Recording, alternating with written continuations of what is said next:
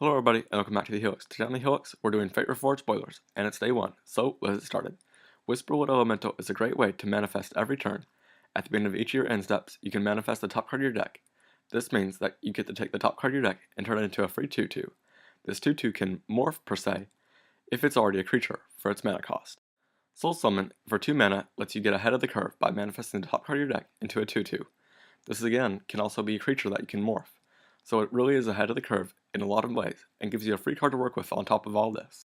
Soul Flare is a card that lets you delve cards in order to give yourself abilities. So occasionally, Delve has been an ability where you can just get rid of anything and it really doesn't matter. But it's really an interesting way to use Delve in order to get different abilities as they consume different things. Frontier Macedon is a Ferocious card that can let you keep Ferocious as your thing died that gave you Ferocious in the first place. This is a really interesting direction for Ferocious to go, and I'm really happy with how this one turned out. Jeskai Sage is a strict upgrade from Oculus. Oculus in the day just used to be a great card that tied things together, gave you a free card, and you know what, it could be an honestly good defense too. So, the reason that this is such a great card in the form of Jeskai Sage is it also has prowess, and it's cards like this that really make Konzatarkir drafting so spectacular. Honor's Reward is a new iteration of the Abzan ability. Now, Abzan's Outlast ability has been the traditional way to go, but now that we're going back to the past, we're going to see some more bolstering tactics. Goblin Heel Cutter exemplifies the new dash ability. Dash allows you to play your cards for the dash cost, of course. Now, this also means that it has haste, and it returns back to the owner's hand at the end of the turn. Kolaghan, the Storm's Fury, is a flying dragon that gives your whole team +1/+0, and your other dragons gain the same ability. It's also a 4/5, which doesn't make it too shabby either. This really makes me wonder what happened between the dragons and the clans that made them so dispute, after such abilities like this that make them so friendly. On Christmas, Magic gave us a little gift in the form of Ugin, the Spirit Dragon.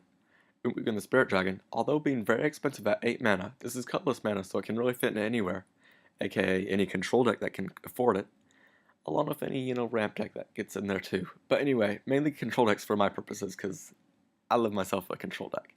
But anyway, that +2 lets you fry anything for a lightning bolt, or a lightning strike in this case. And then its minus is a huge Pernicious Deed. This Pernicious Deed covers everything that is one color or more colors. So anything that isn't colorless itself. So Ugin's protecting his own there. And then his last ability is the other half of a Cruel Ultimatum.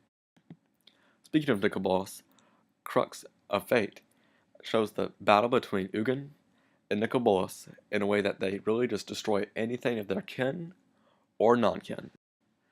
The card I'm really not sold on is Yuza Dragon's Claw. I think that Sarok is just such a brilliant card, and I love him so much that I really cannot get over his loss. And I hope that Sarok finds a home, but I don't think it will while Boonslayer's in the format. So, that's Fate Reforged for you. Hope you really enjoyed, and as always, Jesus loves you.